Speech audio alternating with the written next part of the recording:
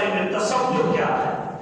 تصور یہ ہے کہ شاید اللہ کے غیر کو اللہ کہنا شرک ہے، رب کے علاوہ کو رب کہنا شرک ہے، رب کے علاوہ کو رب کہنا، اللہ کے علاوہ کو اللہ کہنا، یہی نہیں رب نبی کہا جائے، اللہ نبی کہا جائے، وہ صفات جو اللہ کے ساتھ مختص ہے، وہ شانیں جو فقط اللہ کی ہے، وہ کمالات اور عظمتیں جو فقط رب کے ہیں اور کسی کے نہیں، اور رب کے علاوہ بھی اسے بندہ مانتے ہوئے قبول کر لینا، تسلیم کر لینا، یہ شرک ہے۔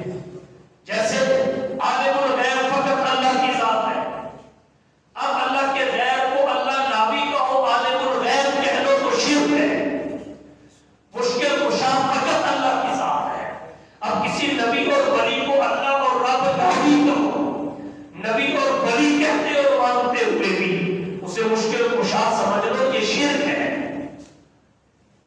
ایک ہے شرک فی الذات، ایک ہے شرک فی الصفات، اللہ کی ذات میں شریک کرنا، جیسے عیسائیوں نے عیسیٰ اور مریم کو شریک کر لیا۔ ایک ہے شرک فی الصفات، اللہ کی صفات میں اللہ کے غیر کو شریک کرنا۔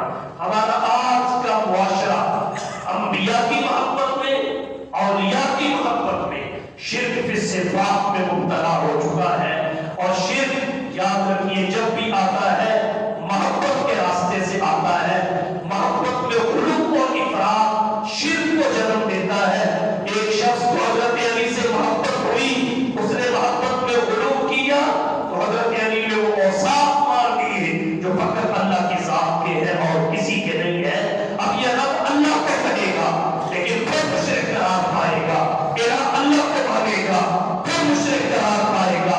علی کو رب نہ کہہ کے بھی اللہ کی صفات علی نے مان کے یہ شخص مشرک ہے۔ اللہ کا کوئی لفظ اور نام حضرت علی پہ نہ بول کے بھی اللہ کی صفات علی کو قبول اور تسلیم کر کے یہ مشرک قرار پائے گا۔ تو شرک محبت کے راستے سے ہی آتا ہے، نفرت کے راستے سے نہیں آتا۔ اس لیے اللہ نے محبت کے اصول بتائے ہیں، اللہ کے رسول نے محبت کے ضابطے بتائے ہیں، محبت کی حدود اور قیود بتائی ہے۔ جب تک مسلمان ان سب چیزوں کو پیش نظر نہیں رکھے گا یہ توحید سے محروم ہو جائے، توحید سے محروم ہو جائے۔ تو اس لیے مشرک کی اس شب میں بھی مغفرت نہیں ہوتی۔ غور کرو ہم میں سے کس کس کی پیشانی غیر اللہ کے در پہ چھپتی ہے، کس کس دربار پہ کس کس نے سجدہ کیا ہے، کس کس مزار پہ کس کس نے چڑھاوے چڑھائے، کس کس نے غیر اللہ کی نظر و نیاز اور منت منوتی کی ہے۔ یہ شرک ہے، توبہ اس سے ضروری ہے، تب اللہ مغفرت کا پروانہ عطا کریں گے۔